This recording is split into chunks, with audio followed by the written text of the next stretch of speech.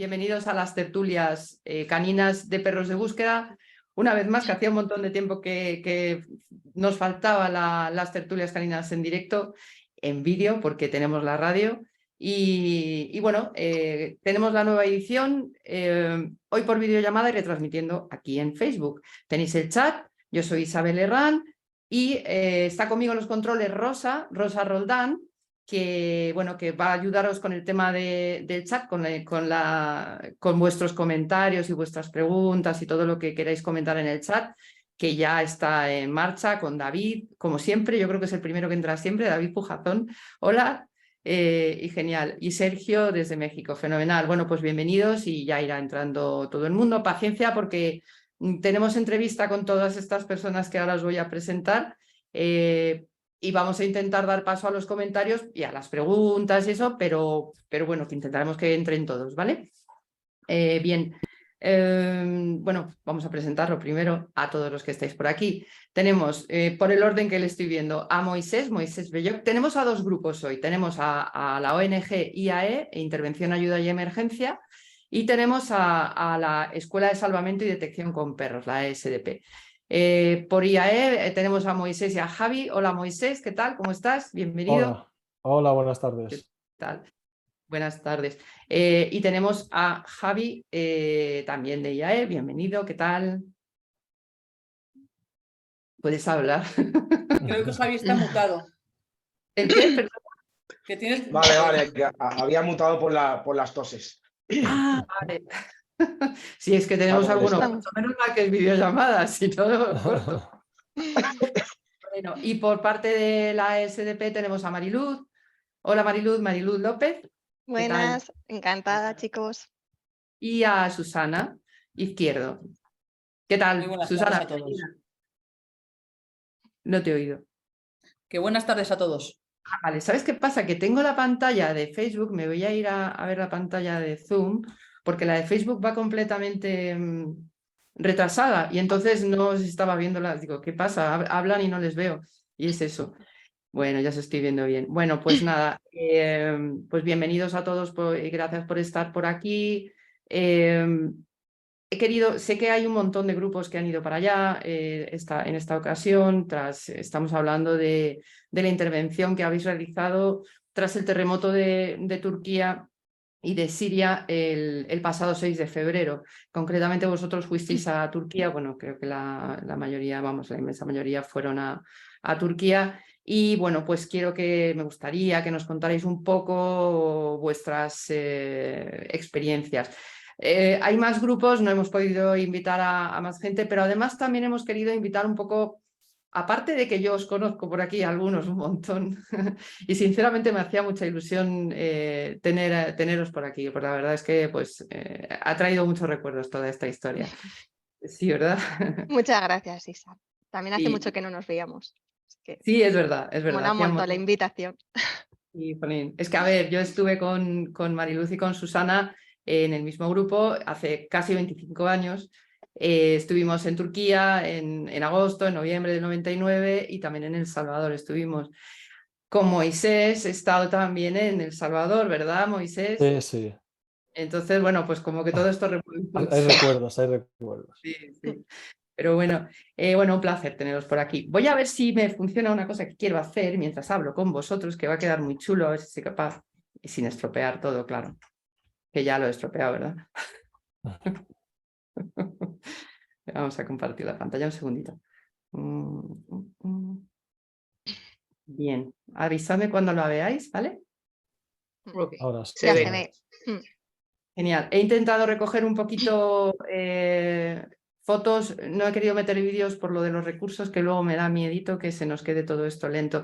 Entonces he querido recoger unas fotos vuestras de los dos grupos y bueno, que van a ir pasando, deberían ir pasando mientras estáis hablando.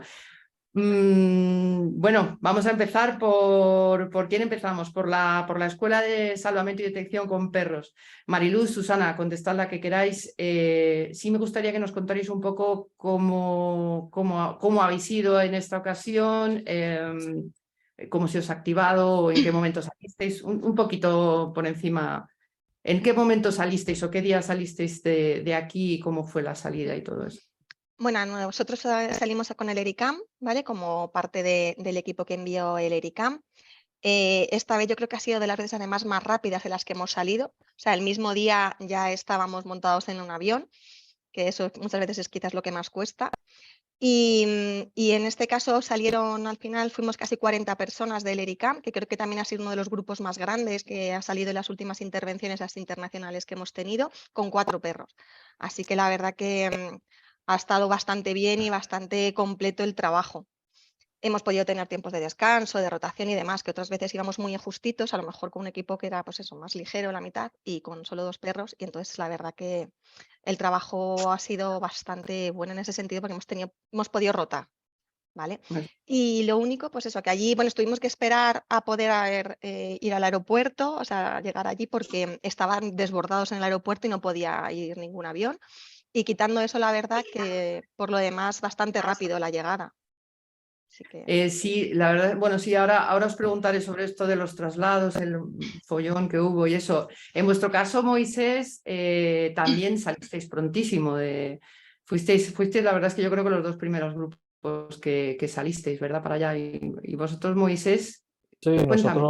nosotros salimos ese mismo día 6, a la 1 del mediodía estábamos saliendo dirección Madrid para coger un avión que nos llevara directamente. La idea primero era que nos llevaran a Ankara, pero bueno, al final en Estambul nos estaban esperando y nos desviaron el vuelo, en vez de ir a Ankara, a Adana, para poder desde allí por carretera ir a la zona que nos tenían asignada de trabajo. La verdad es que nos movimos muy rápido para ir en vuelos regulares y fuimos un grupo de 12 personas, 12 rescatadores con 2 perros para poder ser movilizables rápidamente. Y bueno, pues la verdad es que nosotros, aparte de un pequeño problema que hubo en Adana, que con este cambio de dirección de Ankara a Adana se quedó parte del material que llevábamos de rescate, se quedó en Ostras. Estambul y tuvimos que estar esperando unas horas allí.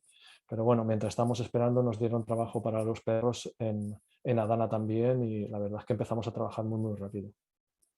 Bien, sí, la verdad es que se veía, yo iba siguiendo todos vuestros... La verdad es que lo de las redes esta vez ha sido una pasada, porque era Tener vivirlo allí. cobertura, tener cobertura, eso te da mucha capacidad de poder estar transmitiendo información. Ya te digo, y no, alucinante, o sea, era como, bueno, impresionante. En vuestro caso, Susana, si quieres contestar tú, ¿cuántos guías, cuántos perros lleváis vosotras? Me parece que nos lo has comentado Mariluz, ¿verdad? Sí, ya te ha dicho Mariluz que teníamos en el avión de traslado 4 guías y 4 perros Ah, y del equipo del ERICAM. Y ¿verdad? bueno, luego lo que pasa es que nosotros lógicamente llevamos todo lo que es un equipo medio, que es como estamos clasificados. Llevamos bomberos, llevamos sanitarios y vamos todos para realizar la misión. Bueno, en este caso me incluyo porque me siento incluida, pero yo en este caso no viajé, o sea que es Mariluz la que a nivel operativo desde allí os puede contar mejor las sensaciones. Que nosotros ya los hemos vivido en otras ocasiones, pero en este caso es Mariluz la que ha estado allí físicamente. Vale, porque en vuestro caso sí era algo que quería comentar, para quien no lo sepa, es verdad que se me olvidaba aquí, vosotros vais en el ERICAM con otros dos guías, que la verdad es que les intenté contactar, pero no ha sido posible, de UCR España, ¿verdad? Que No, no, fueron... de Protección Civil de las Rozas. Ah, entonces estoy yo perdida. Pero bueno, vale, de Protección Civil Las Rozas que están dentro del ERICAM. Sí, Vosotros Sí, estáis dentro del ERICAM, la SDP, Protección Civil Las Rozas, la sí, UME, ¿no? Estaba por ahí bueno, también y la UME lleva su propio equipo, ellos claro. llevan salen como su propio equipo Vale. Vosotros llevabais todo ese tema integrado, digamos, dentro del del ERICAM. ERICAM. Vale, contadnos un poquito, si no, el tema de ERICAM, cómo funciona, A cómo ver, se activa. ahora mismo en España hay solamente 2 equipos clasificados por normativa INSARAG, ¿vale? Las certificaciones que se realizan en ese sentido, pues solamente hay 2 equipos certificados, que son la UME y es el ERICAM. Entonces nosotros en el ERICAM lo que hacemos es aportación de perros y está compuesto por bomberos de Comunidad de Madrid, Suma 112, que da la cobertura sanitaria, y los equipos de perros que pertenecen a las organizaciones nuestras. Ajá, claro, y así componéis, digamos, el tema de un equipo integral formado para poder intervenir en una catástrofe de esta magnitud, para poder trasladar, digamos, a todos los equipos necesarios, porque, bueno, ahora voy a preguntarle lo mismo a Moisés y a Javier, a Javi. En vuestro caso viajabais también con vosotros, la ONG IAE, en la que también he estado. Bueno, la SDP no he estado, estaba en otro grupo con Susana y con Mariluz. Sé que vosotros tenéis también equipos integrales, ¿no? Equipo integral, sois un grupo integral. Sí, Sí. en principio el grupo está compuesto por guías caninos, rescatadores y sanitarios a más reducido nivel para poder ser más movilizables más rápido. En este caso se nos unió posteriormente 15 componentes de la UREC, del Consorcio de Bomberos de Valencia, con los cuales trabajamos nuevamente juntos para poder formar un equipo un poco más grande de prácticamente 30 integrantes para poder establecer los relevos de trabajo y demás en la zona. Pero en principio nosotros nos movemos siempre con todo lo necesario, aparatos de localización electrónica, guías caninos, rescatadores, todas las herramientas necesarias para poder hacer los rescates y sanitarios. Todo apretadito en un grupo pequeño para poder ser fácilmente movilizable y trasladable, en este caso por vuelos regulares. Genial. Cuando hablabais del tema del problema de los traslados, bueno, el problema, o sea, lo que sí se ha visto es la inmensísima cantidad de gente que había, tanto para ir, o sea, digamos, bueno, se han visto en las noticias el tema de los problemas con los aviones, y también la cantidad de gente que había, digamos, en las zonas de trabajo, ¿no?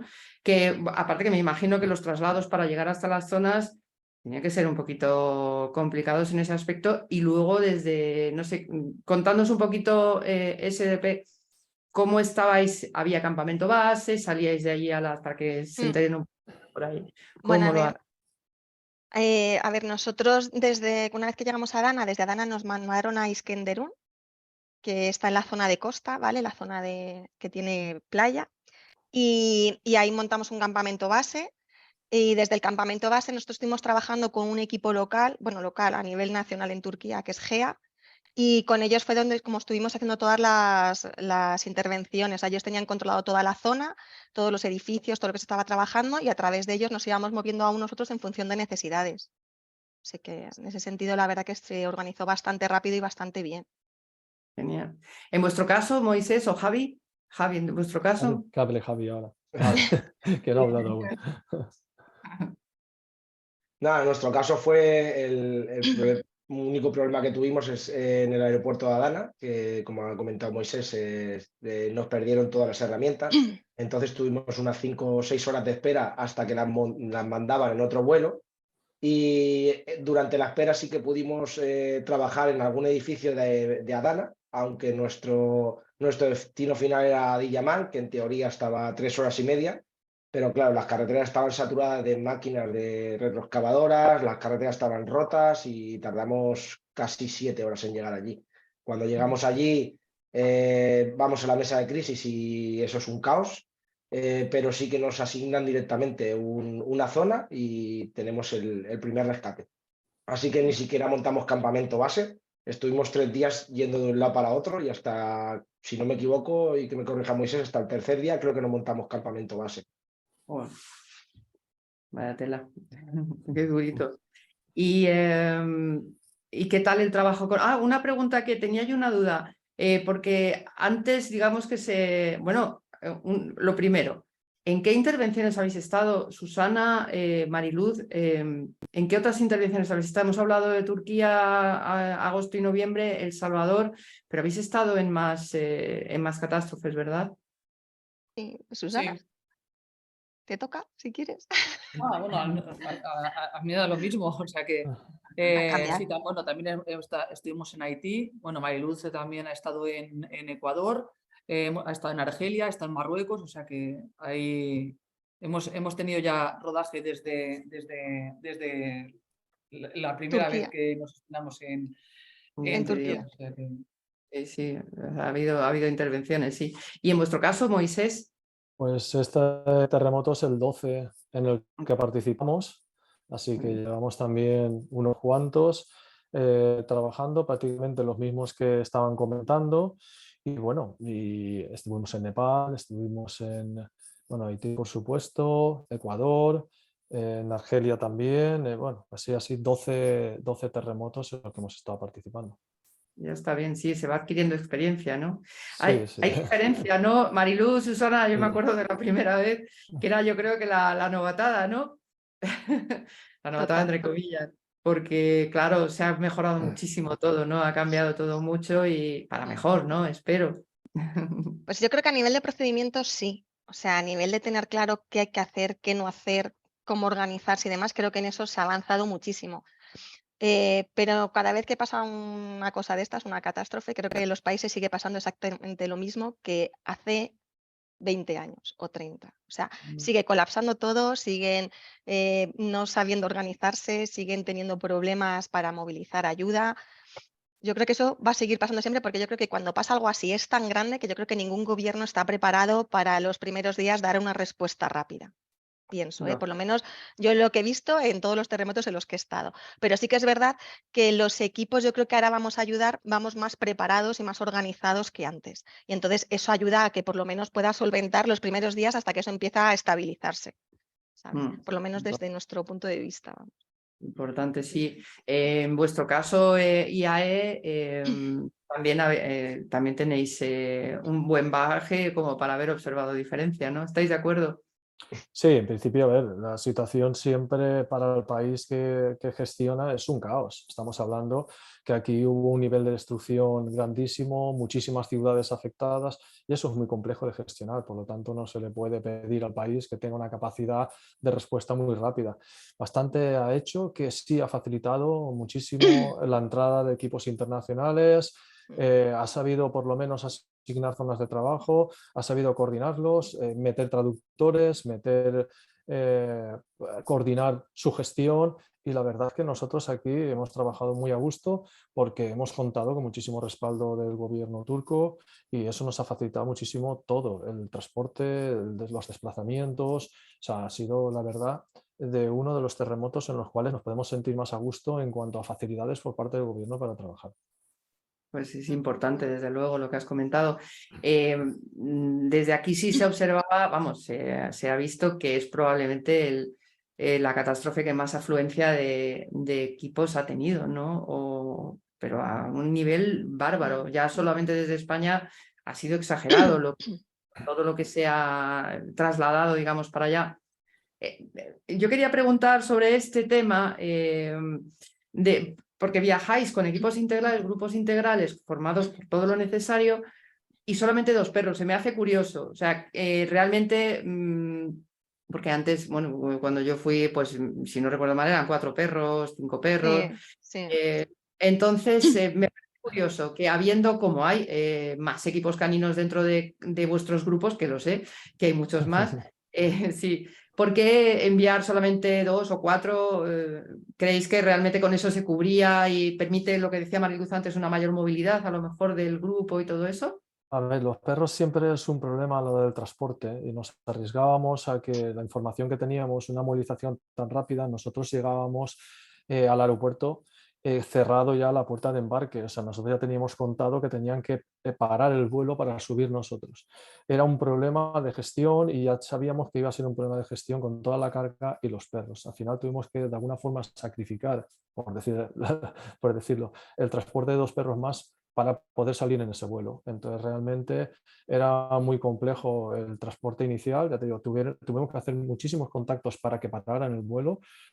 Se tuvo que hacer contactos desde Valencia para que la Guardia Civil, la Policía Nacional de Aeropuerto estuviera esperándonos a la puerta y hacernos un control de pasaportes muy rápido porque lo que comento, estaba todo ya cerrado y entonces el meter 2 perros más ya de primera cuando hablamos del tema era muy complejo y decidimos pues, bueno, ir con 2 perros en los cuales confiábamos y que sabíamos que iban a hacer un buen trabajo, aún sacrificando un poco los tiempos de descanso de estos perros Pero bueno, la verdad es que durante todo el tiempo que hemos estado allí también hemos tenido la suerte de que la información que nos iba entrando, de que habían oído a alguien y tal, era bastante fidedigna, y con los trabajos de rescate pues les dábamos descanso a los perros, y eso también ha hecho que pudiéramos, bueno, que en este caso ha sido factible por nuestro gusto. Normalmente nos gusta trasladar un mínimo de 3. Siempre por ser de entre 4 y 6 perros, pero bueno, aquí cuando vas por vuelo regular tienes que jugar un poquito otras bazas. Claro, lógico. Y en vuestro caso, Susana Mariluz. Nosotros lo tenemos por procedimiento, porque hemos comprobado porque muchas veces, no porque se lleven más perros, se hace un trabajo más eficaz. Entonces, igualmente, si se vuela en vuelos regulares como si se vuela en vuelos militares, siempre el sitio es justo. Esto lo hemos vivido también contigo. Entonces se cuentan los kilos y se cuenta el material, la cantidad de personas y todo esto. Nuestro equipo está preparado para hacer rotaciones de X horas de trabajo y X horas de descanso mientras el otro equipo está trabajando. A cada uno de los equipos, que son 20 personas uno y 20 personas otro, están adjudicados 2 perros. Cuando acaban su trabajo se van a descansar y vuelven a trabajar el siguiente equipo que entra en acción. Entonces, si hay rotación de descanso. De todas formas, posiblemente para quien no ha estado en una situación de este tipo, piensen que es entrar con los perros y liarse a buscar, a marcar como locos, como hacemos en los entrenamientos. Y es que no nos cansamos de transmitir las formaciones que nosotros damos, que no tienen nada que ver la situación real con lo que hacemos cotidianamente. Entonces, cuando los perros normalmente están trabajando y se realiza un marcaje, no se coge al perro y se sigue avanzando, marcando y marcando y marcando y marcando. Eso no es real. Entonces, tampoco tienes tú tienes que tener una capacidad de trabajo, una capacidad operativa, pero una vez que se localiza una víctima, sea por el medio que sea, se paran los trabajos y se empieza con el trabajo de esa víctima. Luego se verá si se hace otro o no, o si tienes perros de sobra, o si tus perros no están trabajando, se puede ayudar a otro equipo que no tenga medios de localización con perros y hacemos cooperación con otros equipos a nivel internacional, pero lo normal es que no sea esa la sistemática, y por tanto nosotros por procedimiento tenemos estipulado el hacerlo de esta forma. ¿Que hay más sitio y se puede llevar otro perro? Pues ya otro perro, pero normalmente el equipo va así, adjudicado a 40 personas. La comida, los medios sanitarios, todo está preparado para esa sistemática. Es así. Y bastante experiencia tenéis ya para saberlo. Además, esto tira totalmente por tierra la historia de que una persona vaya con su perro a incorporarse a tareas de rescate en una catástrofe. Esto lo vivimos en Turquía, si no recuerdo mal, en el 99, que apareció una persona que ya se hacía entonces con su perro y dijo, aquí vengo a trabajar. Es algo que me imagino que estaréis de acuerdo en que es completamente absurdo y peligroso, absurdo, no tiene sentido. Sí, no se va integrado dentro de un equipo, no vale de nada tampoco marcar y no dar una respuesta a ese marcado que tú has hecho con el perro. Hay que dar una respuesta de rescate, de trabajo, atención sanitaria. O sea, debes de poder hacer la atención completa a lo que se necesita, a las necesidades. Igual que no solamente eso, la alimentación, zona de cobijo, agua, tienes que ser autosuficiente. Tú no puedes llegar allí como ha sucedido otras veces y sucederá seguramente, llegando y exigiendo y necesitamos un sitio donde dormir, necesitamos comida, necesitamos agua. O sea, eso va en contra de la naturaleza de una ayuda a un país afectado en el que bastante catástrofe tiene como para estar pendiente de los equipos de rescate. Suficiente es que te pueden transportar, te pueden asignar zona de trabajo y te pueden ayudar a que hagas tu trabajo lo mejor posible, pero a partir de ahí tienes que ser autosuficiente para no ser una carga más al país. Está claro, está clarísimo. Rosa, te tenemos por ahí oculta. ¿Qué tal el chat? ¿Tienes alguna pregunta que trasladarnos? Espera, Rosa, que estás mutada. Nada, que estaba aquí en silencio escuchando muy atentamente. Está el chat tranquilito, sí que están agradeciendo la intervención de los equipos españoles en los operativos, y yo estaba apuntando que me parece súper importante el comentario que se ha hecho ahora de la necesidad de que los operativos que se desplacen sean autosuficientes. O sea, yo creo que se incide poco en ese punto de que vais con todo, o sea, absolutamente con todo lo necesario para estar allá dando cobertura en un país que no es el vuestro, desplazándoos un equipo con varias personas, unos cuantos perros, sean menos o más en función de lo que os permitan, y que tenéis que tener en cuenta pues absolutamente todo, o sea, ropa, alimentación, zonas de cobijo, lo que decías, de descanso, zonas adecuadas para los perros para que puedan, o sea, no nos vale la camita, tienen que estar en sus sitios, en sus transportines, y eso ocupa unos espacios, pues en algunos casos inmensos. La necesidad también de contar con transporte, o sea, de que os podéis mover de un lado para otro de una forma totalmente bueno, pues autónoma, que te os digan de aquí para allá y que podáis hacerlo en el tiempo más corto posible. Me parece que en eso no se incide y, a ver, yo desde fuera, o sea, yo no soy un operativo, yo no, o sea, conozco el mundo de rescate a través de Isabel, pero nunca he participado. Pero sí que estaría bien que alguien nos contara un día, o sea, o a mí por lo menos me parecería interesantísimo saber cuál es un día, porque parece... suena como muy romántico eso de han ido a buscar. Ya, pero es que el ir a buscar, vamos, no quiero ni pensar lo que es ir a buscar y ir a buscar en esas condiciones, en ese entorno tan hostil y sabiendo que a veces vas a encontrar algo que tiene vida y muchas veces vais a descartar zonas donde no hay vida y donde, bueno, pues la desesperación es tantísima que bueno, eso al final tiene que pasar factura también para los equipos y de eso tampoco se habla, o sea, estamos igual me estoy yendo del tema, Isabel, pero a mí me parece muy interesante que ya que están de vuelta, pues se ahonde también en eso, que al final sois personas que vais a un sitio que no es vuestra casa, que vale, os habéis preparado muchísimo porque conozco equipos y sé que, bueno, se preparan pues como fieras, pero bueno, una cosa es prepararse, otra cosa es ir allá, pisar terreno y decir, madre mía, ¿en qué me he metido? ¿Quién me mandaba a mí? ¿No? O por lo menos mi sensación sería esa, ¿quién me mandaba meterme yo aquí? Entonces, a mí sí me gustaría saber cómo es, me da igual quién me conteste o que incluso me contestéis, o si queréis o da tiempo, pues que conteste uno de cada equipo. ¿Cómo es? Llegáis allá y el primer día que ya os tiráis a la arena, por así decirlo, ¿qué es lo que ocurre? ¿Cuáles son las sensaciones? O sea, os levantáis y os dicen, ¡hala, buscar por allá! ¿Qué pasa ahí? O sea, en el momento que dicen a buscar ahí, ¿qué es lo que ocurre? Bueno, eso Venga, de que nos ahí lo levantamos lanzo. es muy relativo, ¿eh? ¿Qué, Susana? Que eso de que nos levantamos es muy Esto no- relativo. No, Llegamos aparte, y nos ves acostamos y primero, es que ni os empezamos. levantáis. Eso ha quedado muy bien. Más En lo que nuestro caso es que hiciéramos no cuando montamos, llegamos a trabajar. en nuestro caso no montamos ni Bueno, siquiera campamento base. Puede Eso llegar es que me ha parecido lo más, o sea, que os tiraron, os tiraron casi del avión y a trabajar y así 3 días hasta que, bueno, yo no sé si ya por agotamiento o porque ya llega un punto en el que os tenéis que sentar y decir, vale, ¿qué estamos haciendo? Vamos a, no sé, vamos a reorganizarnos o igual vamos a coger perspectiva de todo esto y vamos a hacer un paroncito necesario para el cuerpo y alma, digo yo, ¿eh? Muchas bueno, veces que también será para cuerpo y alma el decir, paramos. al final nosotros lo que nos pasó es que conforme llegamos de allí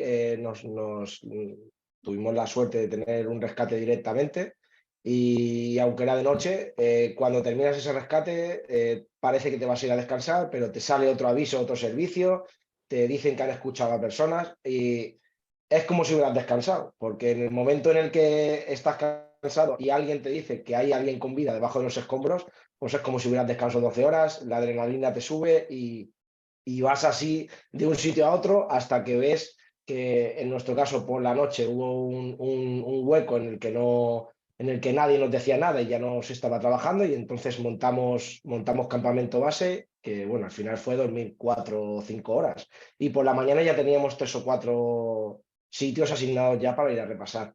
Pero sí, es un poco una locura un terremoto. No hay nada preestablecido ni nada de lo que te puedas esperar. Es todo, ahora esperas unas horas y cuando llega la noticia hay que correr, luego vuelves a parar, vuelves a correr y funciona todo un poco así. Todo un poco aleatorio, por lo menos por nuestra parte, creo. En nuestro caso es que fue más sencilla, porque al final lo que os decía, nosotros nos dividimos en 2 equipos, entonces unos se fueron directamente a trabajar y los otros montaron el campamento, con lo cual eso fue bastante, además la primera nos pasó como a vosotros, la primera según llegaron a trabajar y a rescatar directamente a una persona que estaban oyendo y demás, o sea que también fue como el subidón y por eso, por ejemplo, nosotros el primer relevo, en vez de hacerlo como a las 12 horas, llegamos antes para echar una mano todavía lo que quedaba todavía por trabajar allí y seguir además relevando a los otros perros y demás, pero pues eso, al final muchas veces se solapan, pero sí que tuvimos ese momento de descanso, de llegar al campamento y decir, me quito todo, me siento un momento y empiezo a asimilar todo. Yo para mí lo más eso es ponerte delante de los escombros o de la estructura, que son enormes montañas, que no, o sea, por mucho que queramos entrenar y entrenar, eso es imposible de simularlo, imposible, y empiezas a decir, por Dios, que lo haga bien el perro, que lo haga bien, que no se pare, porque es la cantidad de olores, ya no de la gente que pueda estar fallecida o no fallecida, sino es la cantidad de olores de ropa, comidas, una zona tan amplia, tan compleja, tan difícil de profundizar en ella, con además temblores continuamente, que dices, tú metes al perro y dices, Dios mío, a ver si sale por algún lado o no, a ver qué pasa. Y esa es una tensión horrorosa, o sea, por lo menos para mí como guía es una tensión de, Dios mío, que no me deje nada, que el perro huela por todos los lados, que no sé qué, y para eso por lo bueno es que tenemos siempre el otro guía diciendo, oye, venga, ya descansa o frena y hará que pase otro si hace falta o tal, porque si no, tú estás ahí además con el este de la batalla de, venga, vamos a hacernos todo el escombro, vamos a intentar meterlo por todos los lados y ves que muchas veces es tan grande todo que es imposible. Pero bueno, yo te digo, para nosotros el caso de poder descansar y poder asimilar un poco todo antes de volver a continuar sí que nos vino súper bien, y hacer briefing a lo largo del día de todo el equipo, ir viendo qué ha pasado, que nos ha ayudado un montón. Eso te iba a decir, claro, hacer briefing y de alguna manera reportabais cuando terminabais de trabajar, igual que te coordinan para ir a una zona, luego tendrías que reportar, digamos, lo que habías encontrado, ¿no? Lo de siempre, porque para no repetir zonas, porque esto pasaba. Sí, bueno, y sí, ha seguido pasando. Sigue pasando.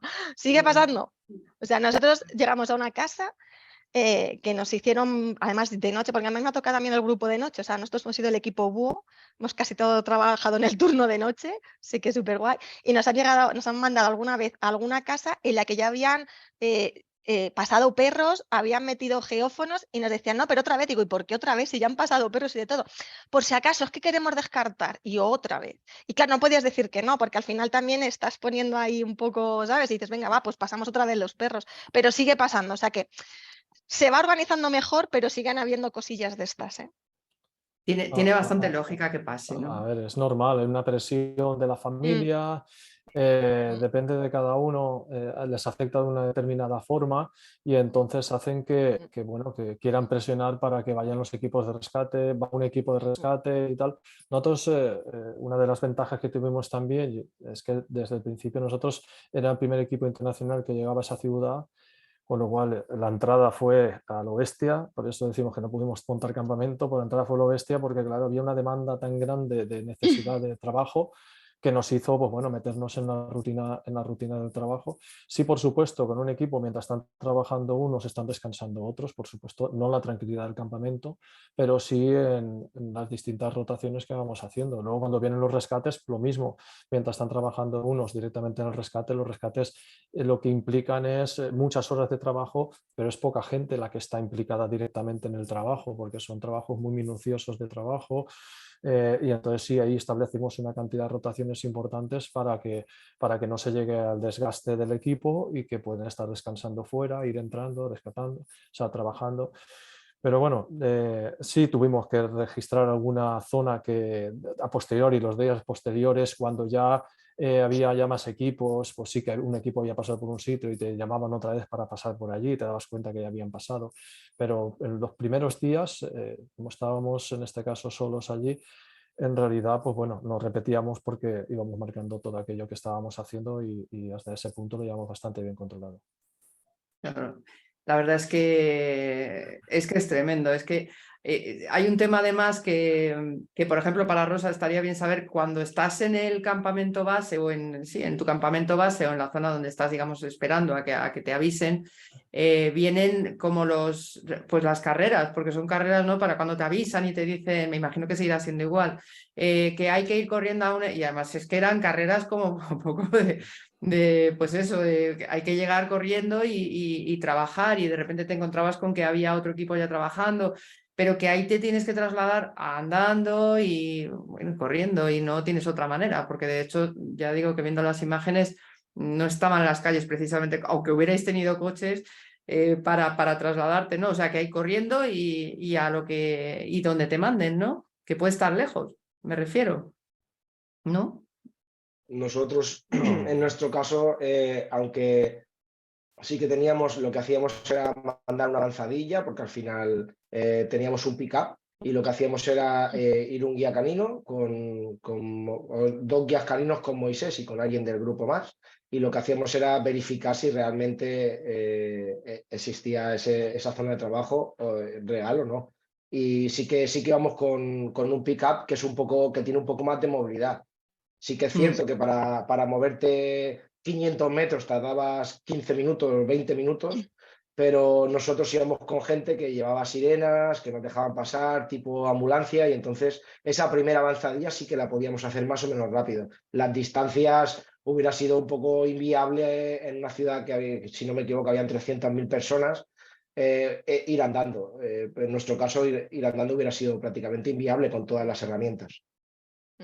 Claro, es que yo creo que el En vuestro problema es caso, que, claro, es que, Isa, el problema yo creo que como ahora te mueves, digamos, en conjunto con todas las herramientas y con todas las cosas, no es tan fácil a lo mejor como cuando estábamos en Turquía o en San Salvador, que al final íbamos era una zona como más limitada y al final ibas con el perro de un lado para otro.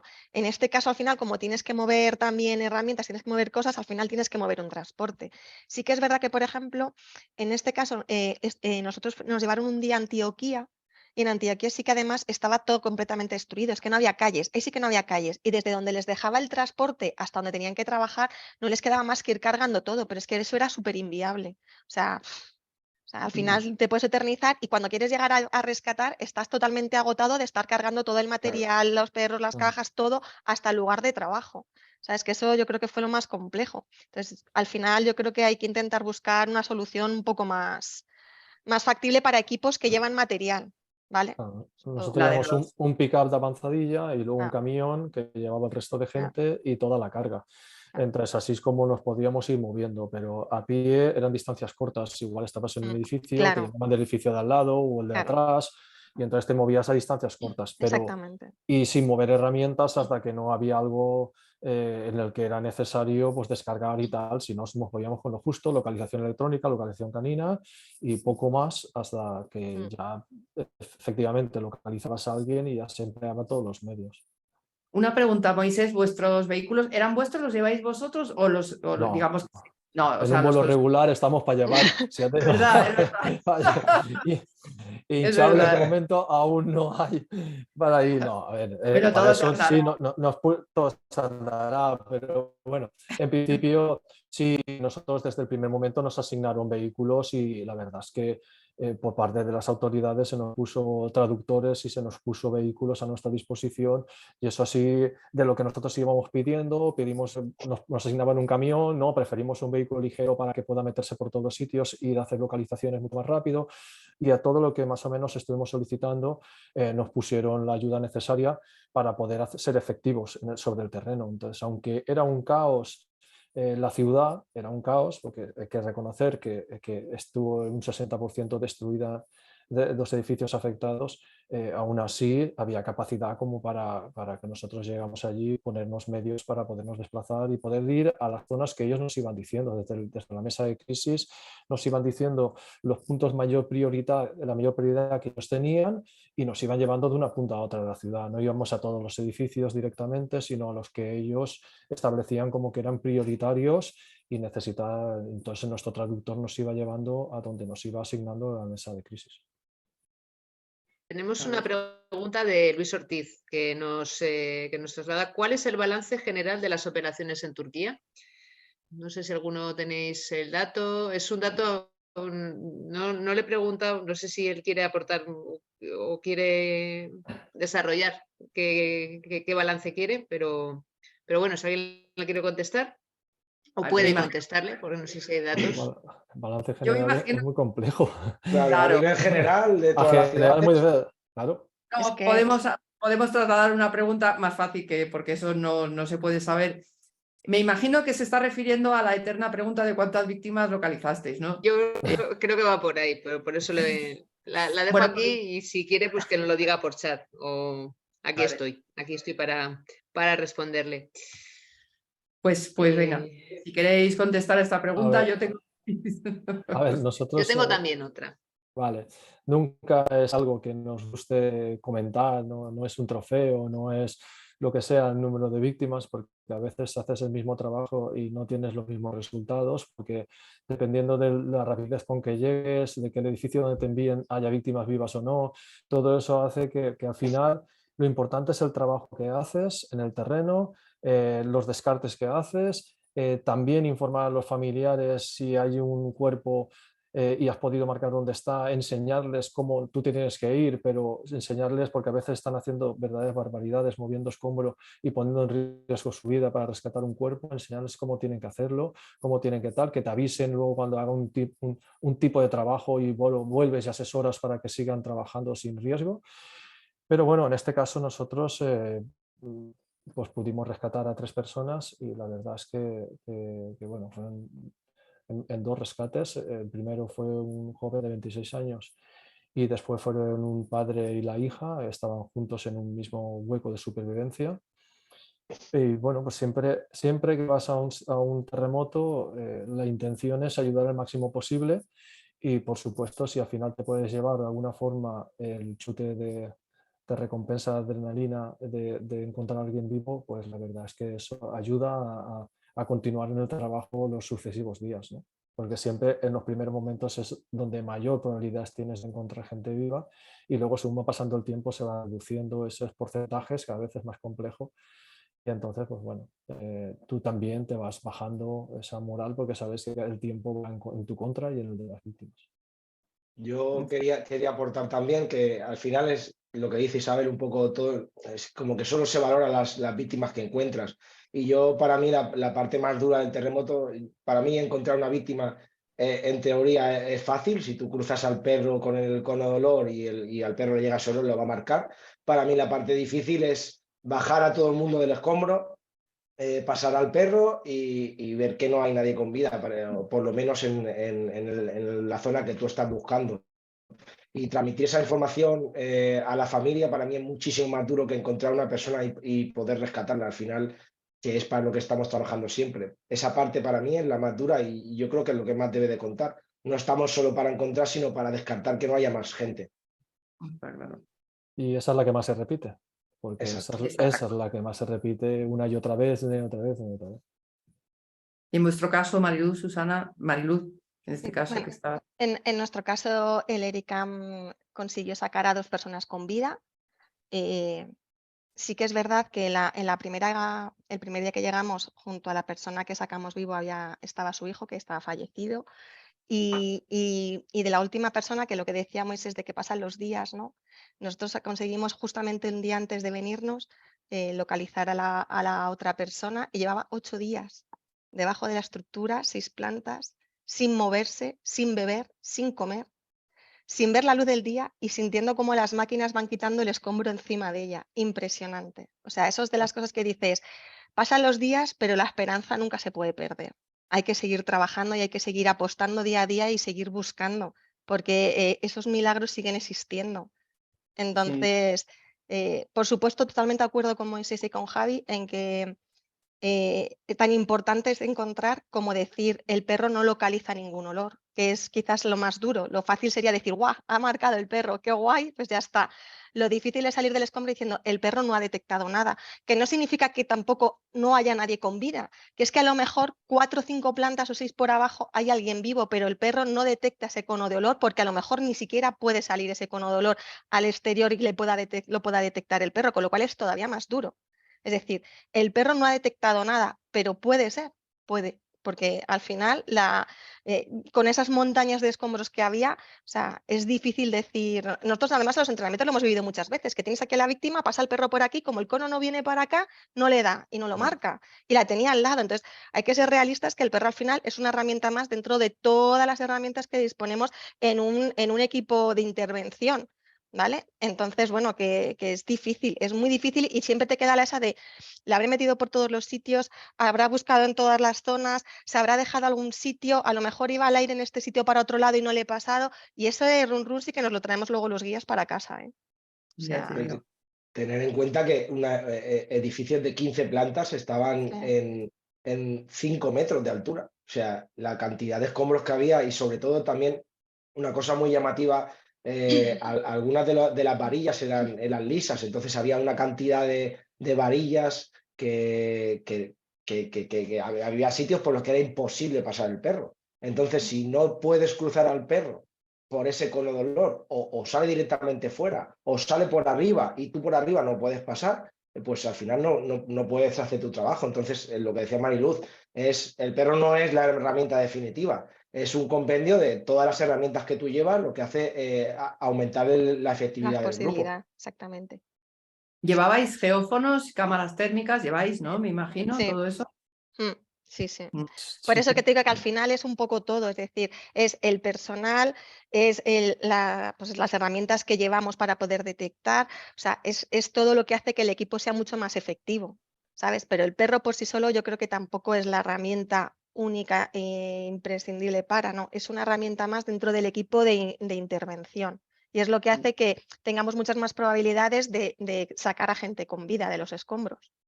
Es que eso es así y por eso, o sea, es lo que hablamos siempre, por eso hace falta estos grupos integrados, porque si tú vas aunque vayas con un grupo solo con perros, si tu perro hace una localización, ¿qué nos pasaba? Nosotros viajábamos, me acuerdo, con bomberos, pero en alguna ocasión nos teníamos que ir a otra zona y ni nos enterábamos de lo que pasaba en la primera zona donde te había marcado a lo mejor el perro o no te había Es que no. marcado. Entonces, eso es un trabajo. Eso tuve yo la amarga experiencia en Haití de ir a una búsqueda, que ya habían pasado allí equipos, y hablar con una de las personas que estaban a pie de escombro, y me decía que habían hecho una localización con perros, que no había para sacar la víctima, y que cuando quisieron llegar los equipos de rescate, la persona ya había fallecido porque no había quien la sacara. La desesperación de esa persona, que le detectes a la familiar y que no tengas medios para sacarlo,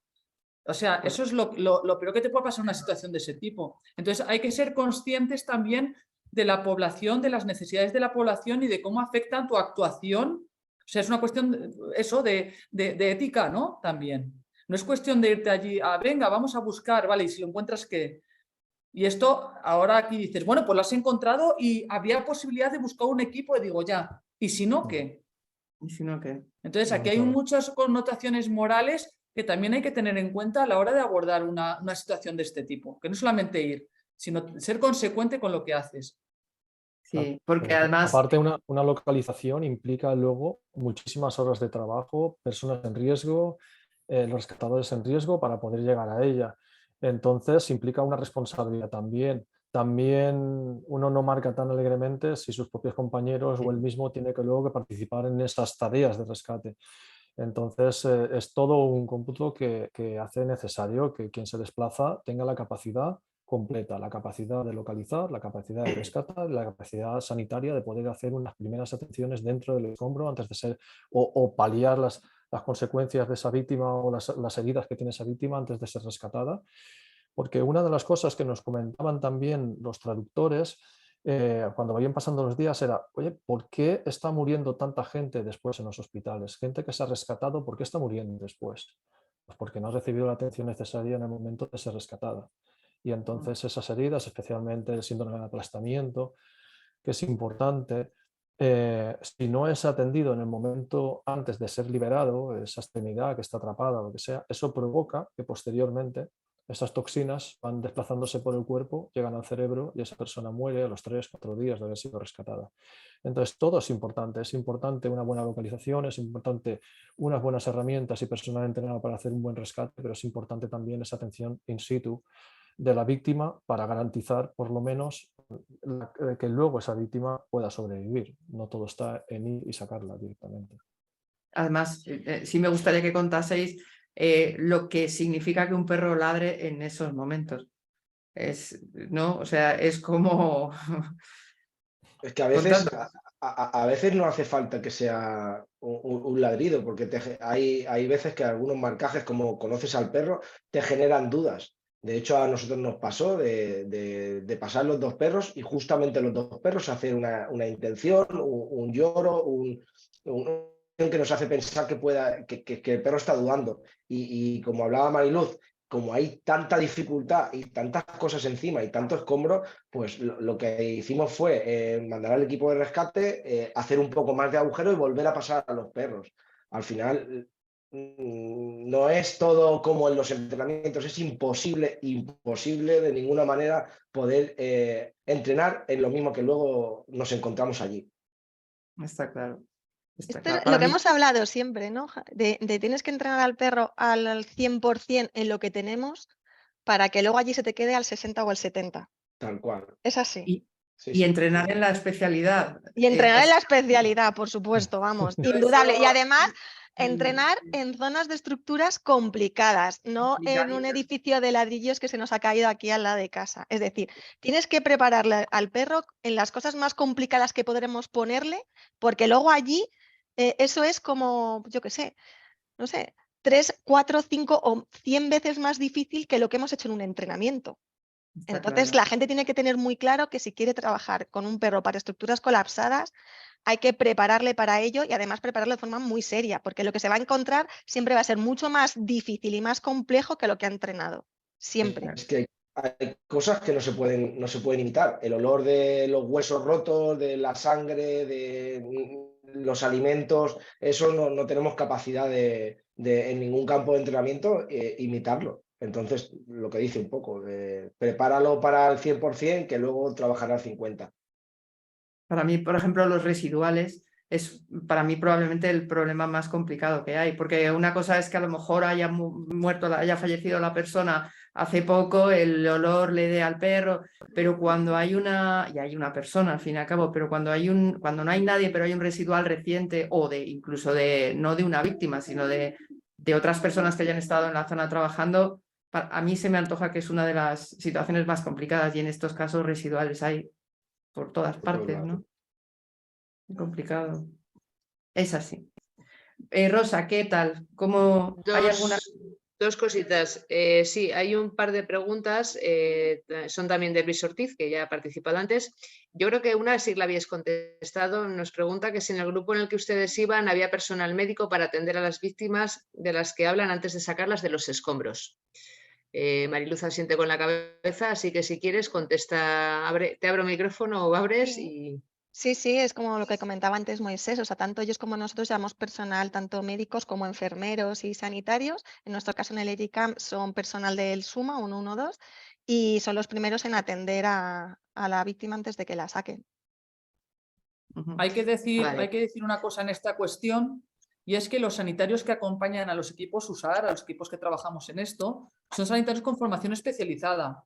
No son sanitarios que trabajan normalmente en un hospital o tienen una formación especializada y trabajan conjuntamente muchas horas en esto. No es, es como nosotros, no vale solamente que el perro busque y que tú sepas buscar con el perro, te hace falta un entrenamiento especial y unos conocimientos especiales para trabajar en este entorno.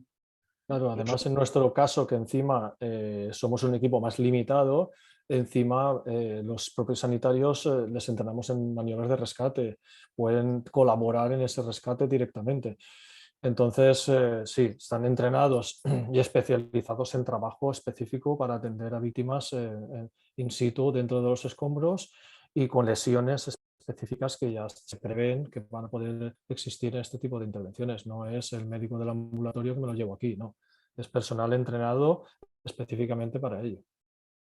Sí, además, nosotros, como decía Moisés, al ser un grupo tan pequeño, lo que hacemos es que el guía canino no solo hace guía canino. En este caso, cuando trabaja el perro, el guía canino, y luego todo pasas a ser parte del equipo de rescate y pasas a poder colaborar con el sanitario en tareas de sanitario. O sea que todos un poco hacemos de todo, aunque luego hay especialistas, guía canino, rescatador y sanitario que van por su lado. Pero todos somos un equipo integrado que colaboramos juntos y tenemos buena coordinación. Importante. Otra vez la importancia del grupo preparado. Está claro. Rosa, Sí, había... estoy contestando alguna cosilla porque te he trasladado a ti una, Isabel.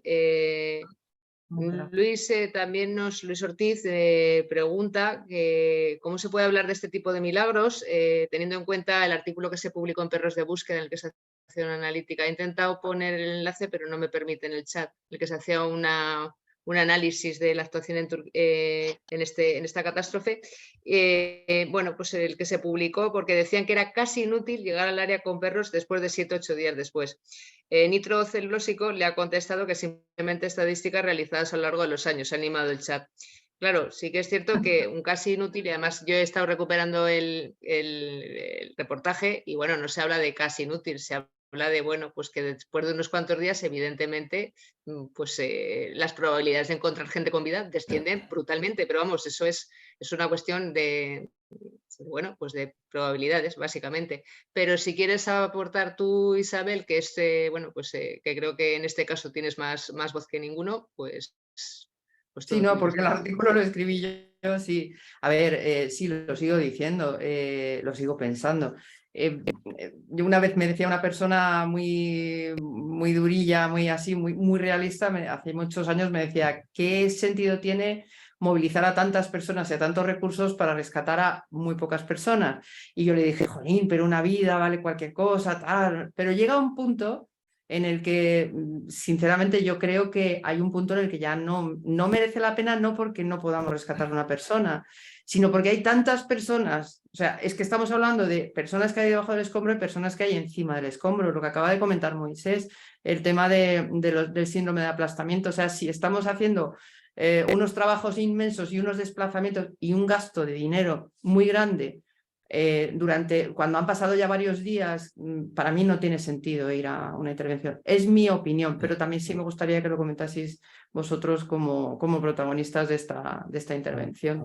Yo sí quiero, como en experiencia, todo en estos terremotos y todas las reuniones que he mantenido con mesas de crisis, con distintos países donde hemos estado trabajando, lo que está claro es que el tiempo va siempre en contra de las víctimas. Eso es indiscutible, no hay nada.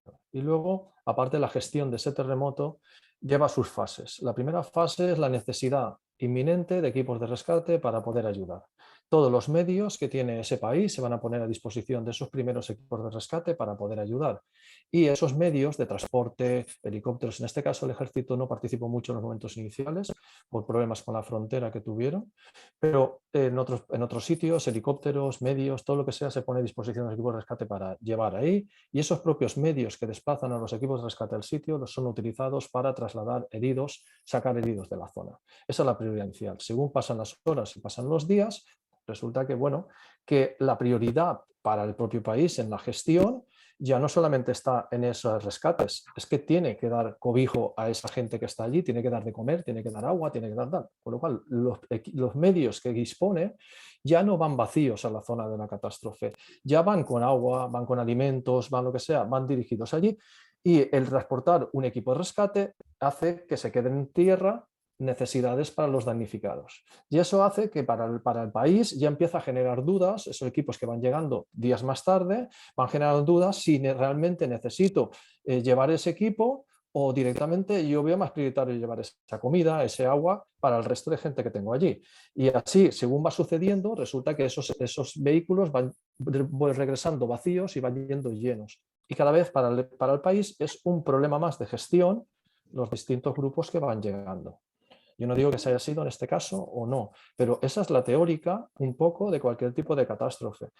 Y todos los equipos que van llegando tarde generan una problemática de gestión sobre el terreno. Y eso es lo que más o menos es por un poco compartiendo tu idea de que no es que realmente no sean necesarios, sino que para el propio país enviarlos, gestionarlos, ese transporte, esa distribución, al principio conseguir transporte para los primeros equipos es muy sencillo.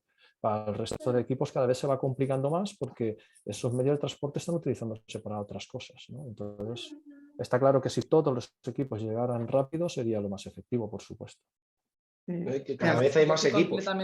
Perdón. No, que cada vez hay más equipos, que al final no es lo mismo conseguir transporte para 2 equipos que 3 días más tarde para 50 equipos. Los aeropuertos se saturan, los transportes se saturan y bueno, pues es un poco eso.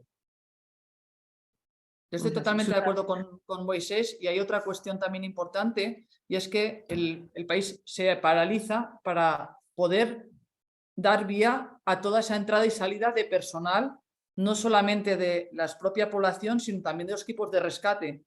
y hay muchas operaciones que no se están haciendo, como es el desbloqueo de determinadas carreteras o demás, porque se está trabajando en los escombros que circundan y para no interrumpir el proceso de rescate de los diferentes equipos que están funcionando. Entonces, como bien decía Moisés, paralizamos muchas cosas que son prioritarias según va pasando el tiempo. Entonces se va volviendo la tortilla.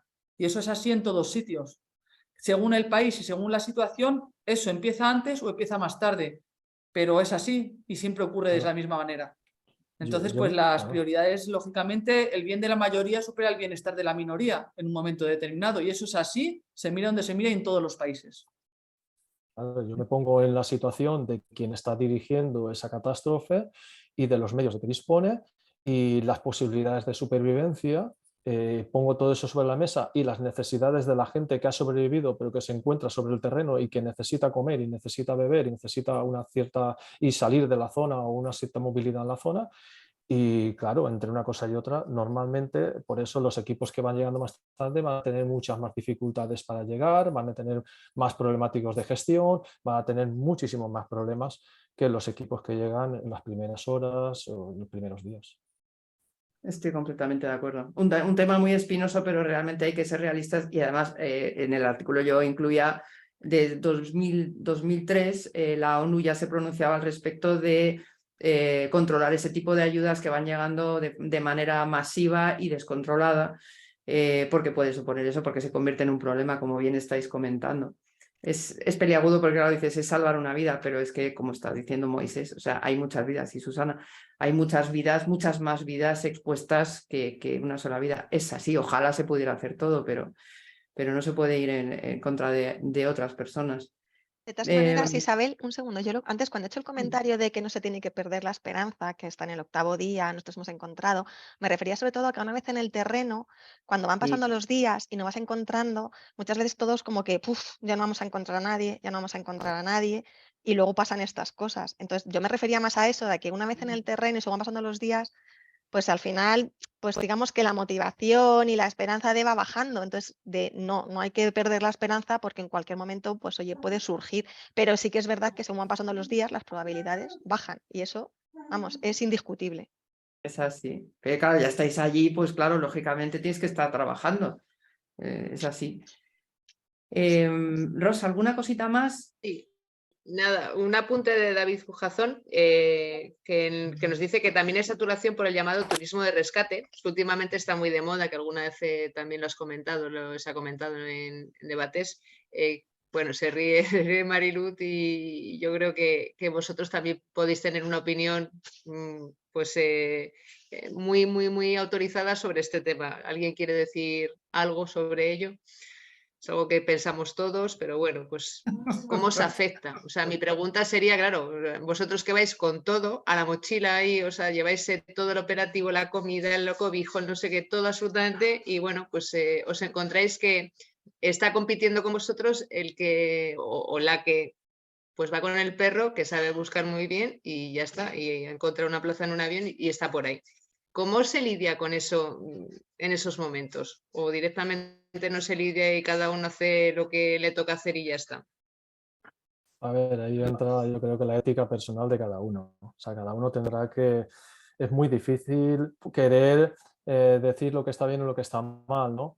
Yo creo que la gente tiene que ser consciente de lo que se está jugando allí, está jugándose con vidas, de que no se puede ir de forma libre, de que tiene que ir todo completamente estructurado, que tienes que estar bajo las órdenes del propio país, con las autorizaciones del propio país y trabajando con una estructura muy clara. Entonces, si uno cree personalmente que ir con el perro solo, con una mochila, eso entra dentro de lo que sería una ayuda, de lo que sería una ética, pues bueno, cada uno el nivel de ética que coja el que quiera. Nosotros creemos, por experiencia y por responsabilidad, que hay que desplazarse con un mínimo equipo, que tienes que tener todas las capacidades, que no puedes ser una carga y no puedes estar exigiendo que te lleven a una persona con un perro a un determinado sitio, estás sacrificando el transporte para otros y que realmente, y por su propia seguridad, yo creo que es un riesgo innecesario el irse de esa forma a trabajar a cualquier sitio, ¿no? Ya dentro de España sería un problema aparecer en cualquier sitio con tu propio perro, imaginaros ir a la otra parte del mundo a trabajar en una situación de caos como esta, uno con su perro, y sin ningún tipo de, incluso algunos sin comida, sin agua, sin refugio, sin nada, y llegar y pedir ayuda. Eso, para mí, tendría que estar claro que no se debería hacer, pero cada uno allá con sus decisiones. Sí, porque Susana, al Mari. principio, si tú tienes un pasaje, te puedes plantar allá, que es la pregunta que nos lanza Carlos Andrés Villegas. O sea, si tú has contratado un vuelo, en principio, ¿hay alguna en ese momento del país que está sumido en ese momento en esa catástrofe? ¿Controlan las entradas o no se controlan las entradas? ¿Sigue esa parte así y cualquiera se puede plantar allá? Es mi pregunta. Y la pregunta de Carlos Andrés, que yo es la que os estoy trasladando. A ver, en A ver, principio, una cosa es lo que una cosa es lo que se deba y otra cosa es lo que se puede hacer, y una cosa, y como ha dicho bien Moisés, lo que cada uno crea que tiene que hacer. Yo mañana puedo coger un billete de avión y marcharme, como hemos dicho muchas veces que se hace. Otra cosa es que se deba hacer así.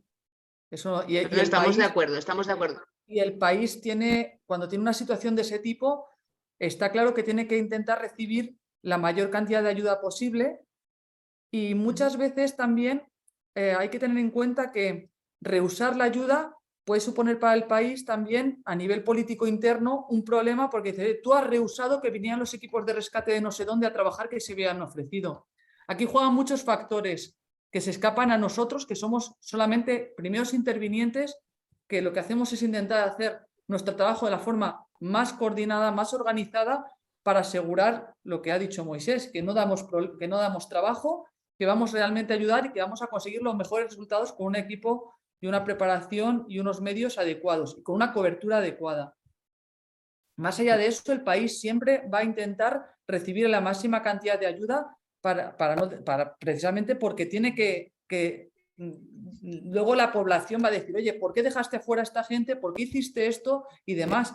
Eso no quiere decir que sea la mejor política ni la peor, no nos vamos a meter en eso. Pero es evidente que en una situación de caos como la que se ha vivido allí y como la que hemos vivido en muchas otras ocasiones, es normal también entender esto. Y esos filtros pues no se pueden hacer de la manera que nosotros estamos acostumbrados a poner aquí una baliza, de aquí no pasáis, de aquí no entra nadie. Eso es imposible de hacer en una situación de ese tipo.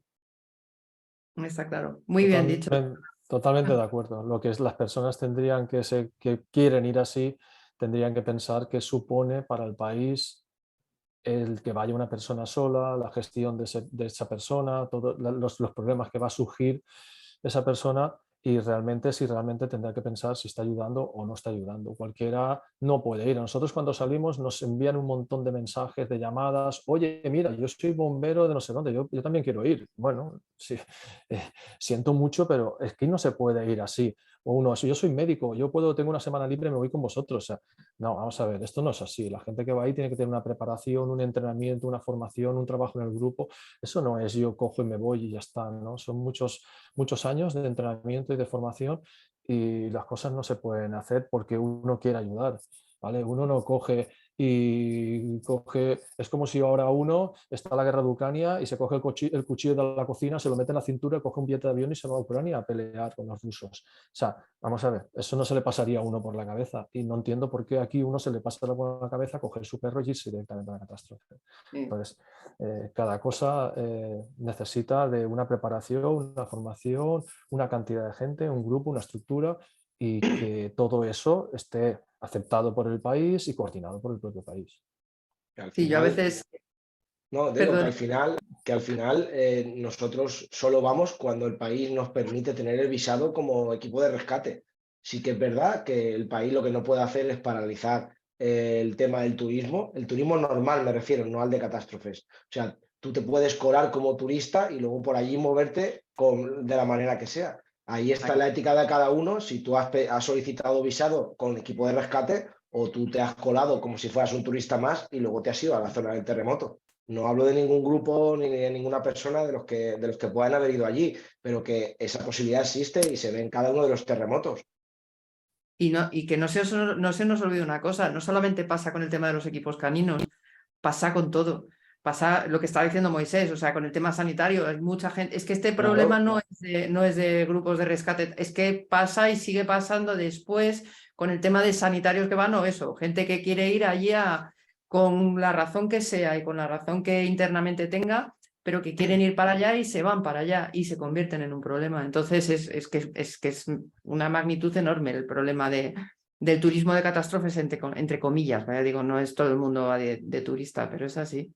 De ¿no? todas Que al formas, final- aquí hay otra connotación que no hemos tenido nunca en cuenta porque tenemos la gran suerte de que nunca ha pasado nada. Pero el día que tengamos una desgracia importante con equipos de rescate o con alguno de los que hace turismo de rescate o demás, y que haya un fallecimiento, una herida grave, un problema gordo del tipo que sea, que alguna vez no solamente es eso, hay muchas veces que estas catástrofes suceden en países que están en conflicto o que tienen situaciones de seguridad bastante más precarias que nosotros. Yo me remito siempre porque con las dos situaciones que más chungas he vivido, por hablarlo así, ha sido en la zona de El Salvador y en Haití. A nivel de que si ya la seguridad es precaria en determinadas situaciones, se vuelve mucho peor en estas. Entonces, irse de turismo del tipo que sea de catástrofes o del que sea de forma sin control a determinados escenarios en los que se producen este tipo de situaciones, pues puede tener como consecuencia un susto gordo para cualquiera.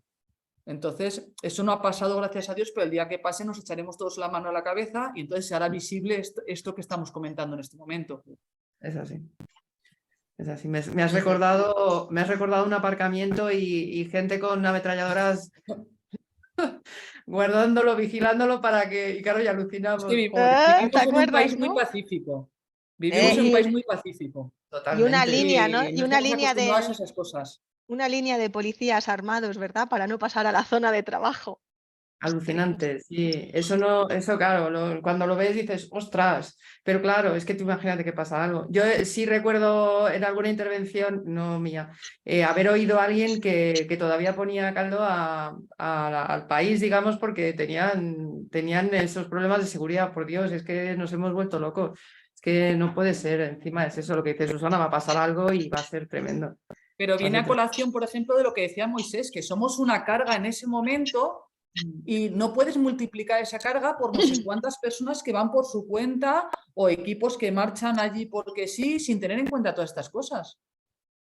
Claro, que una persona que se cuela no solo es una carga, nuestra balanza es que aportamos en ese momento más de lo que nos están, porque al final sigue siendo una carga igual, pero aportan más de la carga que eres.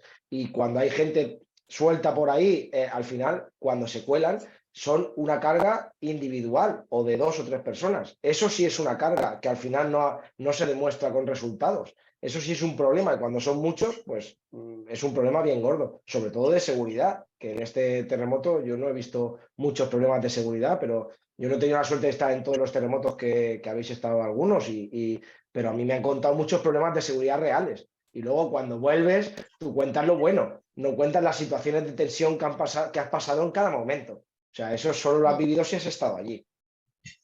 Efectivamente. Por cierto, el tema de ayuda psicológica seguimos igual, ¿no? ¿Tenéis algún tipo de... ¿Tenéis ayuda después al volver? Bien, Yo creo que este bien. ha sido de los primeros en los que hemos tenido personal después para reunirnos, hablar con él y todo eso, sí. Esta vez, la primera vez, o sea, impresionante. Ha estado guay.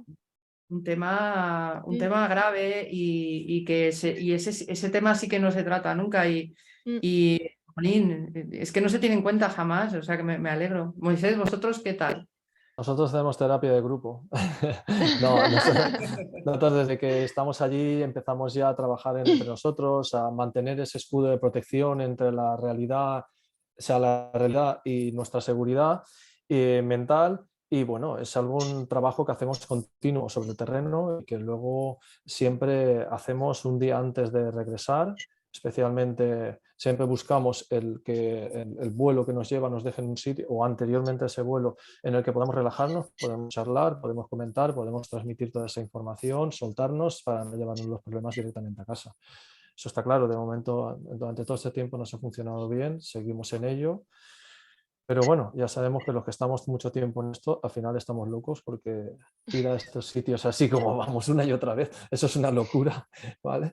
O es una No viene enfermedad, mal. o es una No, enfermedad, no lo sé, pero, no. pero ir una y otra vez a sitios tan duros y querer estar deseando cuando sucede algo, voler salir, no, no debemos de estar bien del todo, ya te lo digo. No, es Bueno, ya. responsabilidad. Yo no creo que sea estar bien o estar mal. Al final estás metido en este mundo y ya es como de algo que ya forma parte de ti, Moisés.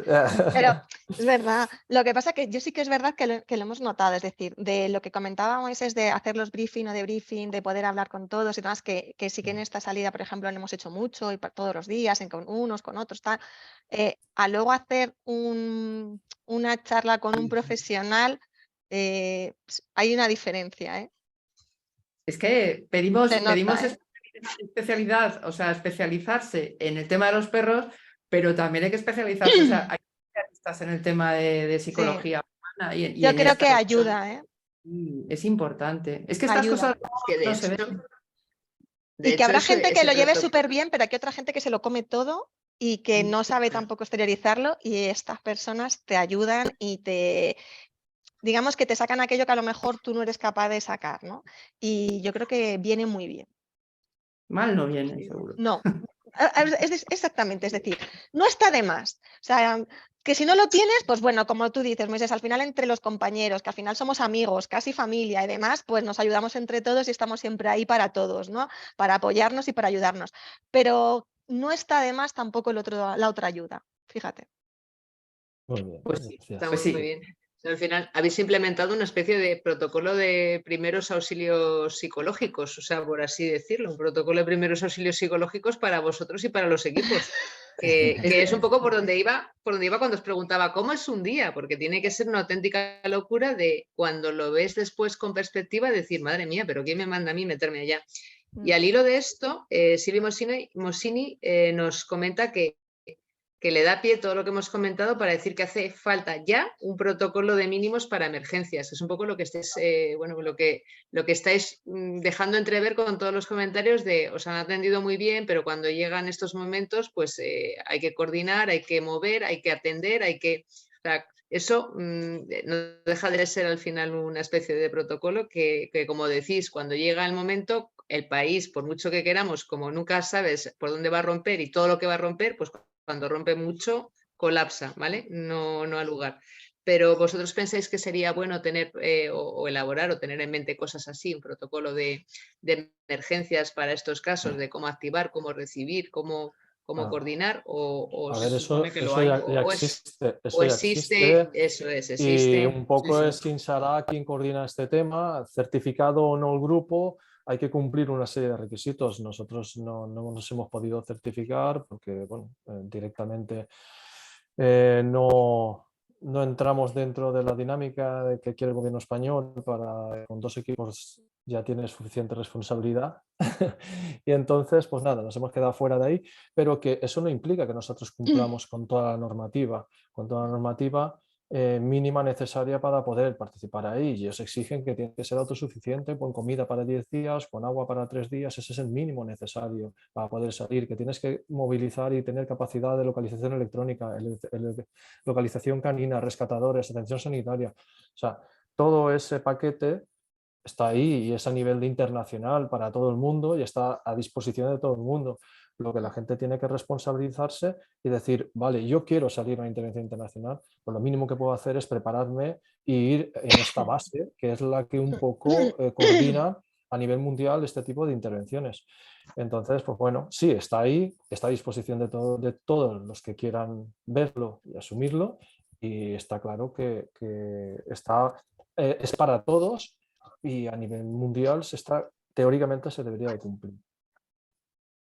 Bueno, hay una cosa muy sencilla. En tu caso, Moisés, lo que estás comentando, claro que lo hay. Y de hecho, el grupo que no conozca eso, no debería ir. Por la sencilla razón de que si no conoce todo eso, Eso es que es no que no está está preparado. O sea, yo creo que es tan sencillo como eso. Estábamos trabajando en no sé qué, búsqueda de personas en grandes áreas, pues no estamos preparados para ir a una intervención en una catástrofe. Es así. O sea, yo creo que, claro, es el sentido común, ¿no? También, que debería primar y la ética, lo que comentabais antes. Bueno, no os quiero entretener más, que son las 9:20 y yo creo que ya está bien. No sé si se quedarán preguntas, pero bueno, por hoy yo creo que ya bastante, porque además Moisés y Javi vienen de haber estado otra semanita, ¿no? Allí en Turquía, echando un cable con el tema de construir. Es tan importante la ayuda, que esa ayuda es muy importante, la primaria, la primera, y tan importante la de después y la que van a seguir necesitando, ¿verdad? Eso ha estado muy bien, eso, veros allí trabajando y construyendo carpas y una Bueno, escuela, ¿no? nosotros sí, venimos con una petición expresa del gobierno turco a través de la embajada y nosotros hemos trasladado allí exactamente lo que nos han pedido. Nos pidieron a ver si disponíamos de carpas para poder habilitar por lo menos un colegio, que era lo que tenía una prioridad en una determinada zona. Y bueno, conseguimos que la Generalitat Valenciana, esas carpas que había utilizado como hospital de campaña cuanto COVID, pues que nos donara 10 de esos módulos para trasladarlos y montar esa escuela. Y además, pues bueno, una cantidad de 20 toneladas de ayuda humanitaria de los materiales que nos estuvieron pidiendo. Y que bueno, hemos trabajado junto con el ejército, que ha sido un placer trabajar con ellos y coordinar con ellos para llevarnos a aldeas alejadas donde la ayuda no podía llegar, para enviar con medios aéreos, nos trasladaban para poder entregar esa ayuda allí. Y bueno, la verdad es que ha sido una semana muy intensa, de muchísimo trabajo, y nos hemos quedado muy contentos por el resultado que hay. Y ahora continuamos, ahora entramos en otra fase en la cual ya la solicitud pasa por intentar comprar el máximo de casas. La reconstrucción va a ser muy lenta, por supuesto, por lo tanto la gente no puede estar viviendo muchísimo tiempo en tiendas de campaña, y ahora se opta por los contenedores módulos vivienda, y estamos ahora recabando fondos y haciendo compras de estos módulos para ir asignando a familias estos módulos, y así, bueno, el máximo que podamos dentro de nuestras posibilidades. Somos una ONG muy pequeña, pero dentro de nuestras posibilidades estamos ahora en la tercera fase. La primera, la intervención; la segunda, ayuda directa; y ahora la tercera, la fase de compra de módulos para reconstruir, bueno, para reconstruir no, para darles una seguridad, una vivienda más segura hasta que puedan ser reconstruido el país. Está claro que hay muchas formas de ayudar y, ¿verdad? Y si se quiere ayudar, pues mira, que os contacten y que aporten a vosotros, a las organizaciones que hay para eso, que luego hay mucha reticencia a esto de dar dinero y tal. Como decía un amigo bombero hace un montón de años, sí, seguro que alguien se quedará algo por ahí, pero si de 5 llega uno, da. Es mejor dar. Y si encima es material, pues mira, mucho mejor, que lo lleváis vosotros además directamente. Entonces, bueno, que el que quiera ayudar, ¿verdad? Que vaya, o sea, que ayude como debe y en la medida de sus posibilidades. Yo creo que lo habéis dejado bastante claro. Ha sido un placer teneros por aquí. Como decía al principio, yo creo que ha sido cuando no estábamos en directo, que me ha hecho una ilusión especial ver a Susana y a Mariluz. A ti también, Moisés. Vale, vale, ya. Hombre, y a Javi. No, a Moisés también, que te conozco hace un montón de años. De y que 25 años, hace 25 años que nos conocemos. Sí, la verdad es que lo que pasa es que, claro, yo estuve en IAE, pero os tengo más lejos y os veía menos. Pero con Mariluz he compartido intervenciones, ¿verdad? Y muchos años en el grupo, jolín. Y la verdad es que, pues eso, yo decía, a mí me ha removido mucho todo este tema. Tardé mucho en escribir el artículo porque dices, jolín, esperar un poquito a que se enfríe el corazón, porque desde luego tela. Y me parece además fue la primera a Turquía, Isabel, sí. Además, o sea, es que ha sido como otra vez aquí. Sí, o sea, ha sido un déjà vu de estos, ¿no? Y la verdad es que es una pasada. Y me parecéis unas jabatas y me parecéis unos jabatos todos. Ellas lo digo porque claro, pues eso, pues bueno, había más cercanía. Pero tú, Moisés, también, tiene tela. Vale, menos mal. También, porque a Javi le veo más jovencito. A Javi tiene ahí todavía por delante un montón de años. Nosotros ya estamos más mayores. Javi ya es de los que nos tiene ya que jubilar a los demás. El relevo, ¿no? Claro, Javi, ya es el relevo. Me ha encantado tener por aquí a todos, ha sido un placer. Y Rosa, muchísimas gracias por tu trabajo. Luego cotillearé todo el chat, que no puedo verlo porque si no, no me entero de lo que me están contando. Y muchas gracias, Rosa, por tu trabajo, como siempre. Espero haberlo hecho bien. Que yo tengo una preguntita. ¿Os han llovido las solicitudes para entrar después de todo esto? Buah. ¿Ves? Mira, Javi ya me está contestando. Ya solamente ¿Ves? Esta es la que no quería hacer nadie. Esta es la que Pero no no quería hacer después, nadie. no después, No después, durante. Joder. Mm. No Bueno, quería ser yo tan ahora- mala, pero me imaginaba algo así. Esto da para otro. Ahora Esto da pa' otro. toca el aluvión de solicitudes de nuevos voluntarios y la aparición de un montón de grupos nuevos, que no quiero abrir ese melón porque ya ha dicho que Isabel que nos vamos, pero era para tratarlo, ¿eh? Por eso, esto da para otra tertulia de hacerlo muy tranquilamente. Pero esta pregunta es que la tenía guardadita para el final, porque me imaginaba la respuesta, pero bueno, ha sido como veros las caras y decir, vale, yo iba por el camino súper adecuado. Vamos, esto ha sido...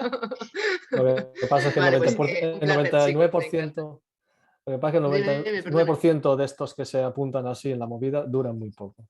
Sí. Sí. Esto es una carrera de fondo, Sí. no una carrera de Del momento. velocidad, de voy y salgo, sino esto es una carrera de fondo, de preparación, entrenamiento y demás, y esto lo aguanta poca gente, y entonces es difícil que quede muchos de estos que cuando lo ven en televisión les remuerde de todo y quieren hacerlo todo polvo. No, esto no es así, esto necesita su tiempo, su preparación, y nuevamente pues entra mucha gente. En el primer proceso de selección ya se pierde mucha gente, y luego en el día a día muchísima gente se nos va alejando. Yo voy Es a difícil. apuntar, dices tiempo y preparación. A mí desde fuera os diré que a mí lo que me parece que implica es muchísimo compromiso, ¿vale? Porque eso de que te activen, tengas que dejar absolutamente todo, has estado preparándote y ese día te venga bien mal regular, coger un avión y plantarte en otra punta del mundo a moverte en zona desconocida, inestable y sin saber ni el idioma ni nada, a mí me parece que el compromiso es brutal. Y eso, Pero ese es el bueno, premio. pues, Ese es el premio. claro, bien, es Ese un es el premio, día a pero día. Claro, el compromiso es entrenar cuando Sí. todo el mundo está en su casa porque está lloviendo, cuando hace frío, cuando no tienes ninguna gana, y todos eso me los días de refiero, la ese es semana. el compromiso. Claro, el premio es, dentro de, entre comillas, el dejar todo lo que tengas planificado durante una semana o incluso más, porque no sabes cuándo vas, pero no cuándo vuelves. Tienes que dejarlo todo, trabajo, amistades, familia, todo, y irte para allá. Pero ese es lo menos, es el premio al trabajo que haces durante años, porque pues, no hay terremotos todos los años, ni hay salidas todos los años. Lo duro... Por suerte. Sí, claro, Afortunadamente, Menos mal, pero vamos, afortunadamente, estáis hechos de otra afortunadamente. pasta, porque claro, le dices que el premio es dejar absolutamente todo, irte para allá, pues dices aquello de, vale, estos están hechos de otro material diferente, ¿vale? O sea, a mí me parece que tenéis muchísimo compromiso. Bueno, y eso me no parece solo que- nosotros, nuestras Todos. familias, nuestros amigos. Sí. Ojo, que también hace falta valer para pues, ser familiar de uno de nosotros. Necesita, Claro. Amistad. al final, al final necesitáis esa gente que está atrás apoyando y aguantando carros y Si no, carretas. sería O sea, que no es un imposible. compromiso, es un compromiso individual y grupal a nivel de, bueno, vosotros, vuestro grupo, vuestro entorno, vuestras familias. Pero vamos, cuando dice Javi lo del premio, dice, bueno, el premio será para vosotros. A mí me sigue pareciendo bueno, pues eso, compromiso puro y duro, ¿vale? Aparte de Es para lo tiempo, que trabajas. preparación, sacrificio, lo que queráis, ¿vale? O sea, me parece una pasada. Así que un placer y yo ya me callo y saber que al final, si no, me pongo a hablar yo y al final en vez de 1:30 cortamos a las 10. Me estoy viendo yo. No, es que es una gozada, la verdad es que hablar con vosotros da gusto, da gusto. Y bueno, y lo dicho, ha sido un placer y bueno, si hacemos una tertulia así curiosa, os volveré a llamar.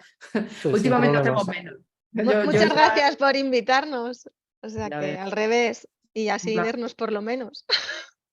Sí, por lo menos. A Susana la he visto, a ti no, a ti hace mucho que no te veo.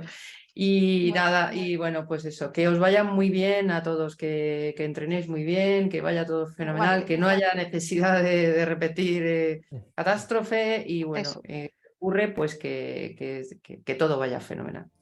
Pues nos seguiremos viendo por ahí y nada. Venga, pues muchas gracias. Un besote, placer. chicos, para Hasta todos. luego. Un abrazo para Muchas gracias. todos. Hasta luego. Hasta luego. Venga, hasta luego.